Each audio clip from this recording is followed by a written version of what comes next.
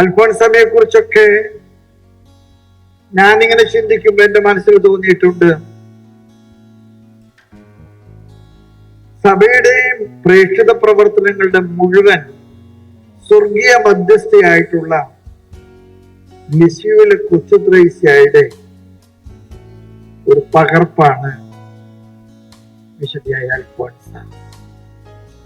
ഞാനതുകൊണ്ട് പറയും, കേരളത്തിലെ സിറോ മലബാർ സഭയുടെ അല്ലെങ്കിൽ ഭാരതത്തിലെ കത്തോലിക്ക സഭയുടെ ലിസിയോ ആണ് ഭരണങ്ങാനം. ആ ലിസിയോയിലെ വിശുദ്ധ കൊച്ചുത്രേസ്യയ്ക്ക് പകരക്കാരത്തിയാണ് വിശുദ്ധയായ അൽഫോൻസമ്മ.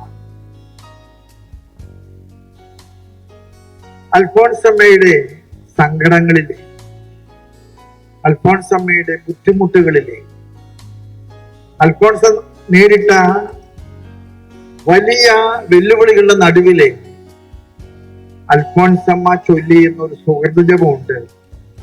ഞാൻ ആ സുഹൃതജപം ഓർത്ത് പറയാണ്. എന്റെ ഈശോയെ, നിന്റെ ഹൃദയത്തിലെ മുറിവുകളിൽ എന്നെ നീ ഒളിപ്പിക്കണമേ. മനോഹരമായിട്ടുള്ള ഒരു പ്രാർത്ഥനയാണിത്. സങ്കടങ്ങളുടെ നടുവിലെ, സംഘർഷങ്ങളുടെ നടുവിലെ, മനസ്സ് വേദനിക്കുമ്പോഴൊക്കെ അൽഫോൻസ അമ്മ ചൊല്ലിയ മനോഹരമായിട്ടുള്ള പ്രാർത്ഥന. ഈ പ്രാർത്ഥന ഞാനും പലപ്പോഴും ജീവിതത്തിൽ അൽഫോൻസമ്മയുടെ കടമെടുത്ത് പ്രാർത്ഥിക്കാറുണ്ട്. ഈശോയെ, നിന്റെ തിരുഹൃദയത്തിന്റെ തിരുമുറിവിൽ എന്നെ നീ ഒളിപ്പിക്കണമേ. റോമാക്കാർക്ക് എഴുതിയ ലേഖനത്തിലെ 5-ാമത്തെ അധ്യായത്തിലെ 3 തുടങ്ങി വരെയുള്ള വചനങ്ങള് വളരെ മനോഹരമായിട്ട് എനിക്ക് തോന്നിയിട്ടുണ്ട്. നമ്മുടെ സഹനങ്ങളിൽ നമ്മെ ഉപേക്ഷിക്കുന്ന ഒരു ദൈവമല്ല, നമ്മുടെ സഹനങ്ങള് കർത്താവ് ഇറങ്ങി വരുന്ന പന്തക്കുസ്തായുടെ കോവണിയാണ്. ഇത്ര മനോഹരമായിട്ടുള്ളൊരു ചിന്തയാണ്. എന്നെ കേൾക്കുന്ന നിങ്ങൾ എന്നൊക്കെ സങ്കടങ്ങളിലൂടെയും സംഘർഷങ്ങളിലൂടെയും ഒറ്റപ്പെടലിലൂടെയും കടന്നു പോകുന്നുണ്ടോ? നിങ്ങൾ ഓർമ്മിക്കണം, യഹൂദന്മാരെ ഭയപ്പെട്ട് പുറത്തിറങ്ങാൻ കഴിയാതെ സിയോൻ മാളികയിലെ ഒളിച്ചിരുന്ന ശിഷ്യന്മാരുടെ നടുവിലേക്കാണ് കർത്താവിന്റെ പന്തക്കുസ്ത ഇറങ്ങിയത്. അൽഫോൻസമ്മ അതുകൊണ്ട് പറയാറുണ്ട്, സങ്കടങ്ങളും സംഘർഷങ്ങളും നമ്മുടെ പ്രസവ വേദനയാണ്. കർത്താവിനെ പ്രസവിക്കാൻ നമുക്ക് ദൈവം നൽകുന്ന വലിയ ഒരു അവസരത്തിന്റെ ഓർമ്മപ്പെടുത്തലാണ് നമ്മുടെ സങ്കടങ്ങളും നമ്മുടെ സംഘർഷങ്ങളും. പരിശുദ്ധാത്മാവ് നമ്മിലേക്കും നമ്മുടെ കുടുംബങ്ങളിലേക്കും സമൂഹങ്ങളിലേക്കും ഇറങ്ങി വരുന്ന കോവണിയാണ് നമ്മുടെ വേദനകള്, നമ്മുടെ മുറിവുകള്, നമ്മുടെ സങ്കടങ്ങള്. 1986 ഫെബ്രുവരി മാസം 8-ാം തീയതി ജോൺ പോൾ II മാർപ്പാപ്പ അൽഫോൻസമ്മയെ വാഴ്ത്തപ്പെട്ടവളായിട്ട് പ്രഖ്യാപിച്ചു. 2008 ഒക്ടോബർ 12-ാം തീയതി അൽഫോൻസമ്മയെ വിശുദ്ധയായിട്ട് പ്രഖ്യാപിച്ചു. അൽഫോൻസമ്മ നമ്മെ പഠിപ്പിക്കുന്ന 3 കൊച്ചു കാര്യങ്ങള് അല്ല, അൽഫോൻസമ്മയുടെ വലിയ കാഴ്ചപ്പാടുകള് ഞങ്ങൾ ഓർമ്മപ്പെടുത്താൻ എനിക്ക് താല്പര്യമുണ്ട്.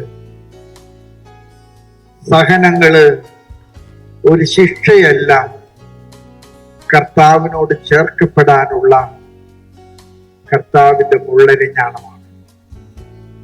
എന്നൊക്കെയാണോ സങ്കടങ്ങള്, സംഘർഷങ്ങള് നമ്മെ മതിക്കുന്നത്, നമ്മെ ഭയപ്പെടുത്തുന്നത്, നമ്മെ തളർത്തുന്നത്, നിങ്ങൾ ഓർമ്മിക്കുക, നിങ്ങളുടെ സങ്കടങ്ങളും സംഘർഷങ്ങളും നിങ്ങൾക്കൊരു പ്രസവ വേദനയാണ്. കർത്താവിന്റെ ആത്മാവിനെ സ്വീകരിക്കാനുള്ള പ്രസവ വേദന, കർത്താവിന്റെ ആത്മാവിനാൽ നിറയപ്പെടാനുള്ള വലിയ ഒരവസരം. അതുകൊണ്ട് ഇന്ന് ഇവിടെ വന്നുകൂടിയിരിക്കുന്ന എല്ലാവരോടും, എന്നെ ഓൺലൈനിൽ കാണുന്ന നിങ്ങളോടൊക്കെ എനിക്ക് പറയാൻ ആഗ്രഹമുണ്ട്. നിങ്ങൾക്ക് സങ്കടങ്ങളുണ്ടെങ്കിൽ, നിങ്ങൾക്ക് സംഘർഷങ്ങളുണ്ടെങ്കിൽ, നിങ്ങളെ പിടിച്ചെടുത്ത കാര്യങ്ങൾ നടക്കാതെ വരുമ്പോൾ നിങ്ങൾ ഓർത്തേക്കണം, നിങ്ങളെ തമ്പുരാൻ മറന്നിട്ടില്ല. തമ്പുരാൻ നിങ്ങളുടെ മുമ്പിലെ പന്തക്കുസ്ത ഇറക്കാനായിട്ട് നിങ്ങളെ ഉപയോഗിക്കും. നിങ്ങളെ മറന്നതല്ല, തമ്പുരാൻ നിങ്ങളിലേക്ക് തന്റെ പന്തക്കുസ്തായും ഇറക്കാനായിട്ട് കാത്തിരിക്കുന്നു. നമ്മുടെ സഹോദരങ്ങളുടെ വേദനകളിലും ദുഃഖങ്ങളിലും ഒക്കെ നമുക്ക് കൂട്ടുപങ്കാളിത്തമുണ്ട്. നമ്മൾ ആരും ഒറ്റയ്ക്ക് സഹിക്കുന്നില്ല. നമ്മൾ സഹിക്കുന്നുണ്ടെങ്കിൽ അത് രക്ഷാകരമായ ഏതൊരു ദൗത്യത്തിന് വേണ്ടിയിട്ടാണ്. ആ ദൗത്യം നിങ്ങൾക്ക് വ്യക്തിപരമായിട്ടുള്ള ഒരു നേട്ടമായിരിക്കാം, അല്ലെങ്കിൽ നിങ്ങളുടെ സങ്കടങ്ങള് മറ്റുള്ളവർക്കുള്ള ഒരു വലിയ സമ്മാനത്തിന്റെ ചിട്ടായിരിക്കാം. അൽഫോൻസമ്മ തന്റെ സങ്കടങ്ങളെ മുഴുവൻ കണ്ടത് അങ്ങനെയാണ് അൽഫോൻസമ്മ കണ്ടത്. ഞാൻ അജവാലിന ശുശ്രൂഷയിൽ ഇരിക്കുമ്പോഴൊക്കെ കുടുംബ സന്ദർശനത്തിന് ചെല്ലുമ്പോഴും ചില സ്ത്രീകള്, അമ്മമാര് പൊട്ടിക്കരഞ്ഞുകൊണ്ട് പറയാറുണ്ട്, ഭർത്താവ് മദ്യപാനിയാണ്. വലിയ സങ്കടമാണ്. പക്ഷെ ഞാൻ ഒരിക്കലും അവരോട് ഭർത്താവിനെ ഉപേക്ഷിക്കണമെന്ന് പറയാറില്ല. ഞാൻ അവരോട് പറയാറുണ്ട്, ഈ സംഘർഷങ്ങള് നിങ്ങളെ സംബന്ധിച്ചിടത്തോളം സ്വർഗത്തിലേക്ക് ഉയർത്തപ്പെടാൻ ദൈവം താഴോട്ടിറക്കിയ കോവണിയാണ്.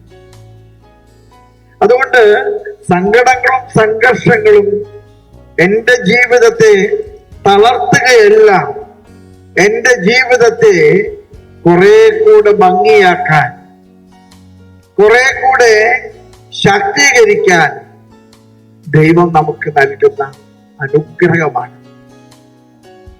അൽഫോൻസമ്മയ്ക്ക് ഏറ്റവും ഇഷ്ടപ്പെട്ട പൂവ് റോസാപ്പൂവാണെന്നാണ് പറയുന്നത്. അതിന്റെ കാരണം മുള്ളുള്ള ചെടിയിലാണ് എന്തുണ്ടാകുള്ളൂ, റോസാപ്പൂവ് ഉണ്ടാകുള്ളൂ. മുള്ള് ഉള്ള ചെടിയിലാണ് റോസാപ്പൂ ഉണ്ടാകുന്നത്. എവിടെയാണോ സഹനമുള്ളത് അവിടെയാണ് റോസ വിരിയുന്നത്. അതുകൊണ്ട് നമ്മുടെ സഹനങ്ങളെ സ്വർഗത്തിലേക്കുള്ള ഒരു മാർഗമായിട്ട്, സ്വർഗത്തിലേക്ക് ഉയർത്തപ്പെട്ട ഒരു കോവണിയായിട്ട്, സ്വർഗത്തിൽ ദൈവത്തിന്റെ അനുഗ്രഹങ്ങൾ താഴോട്ട് ഇറക്കുന്ന കോവണിയായിട്ട് നിങ്ങൾ മനസ്സിലാക്കണം.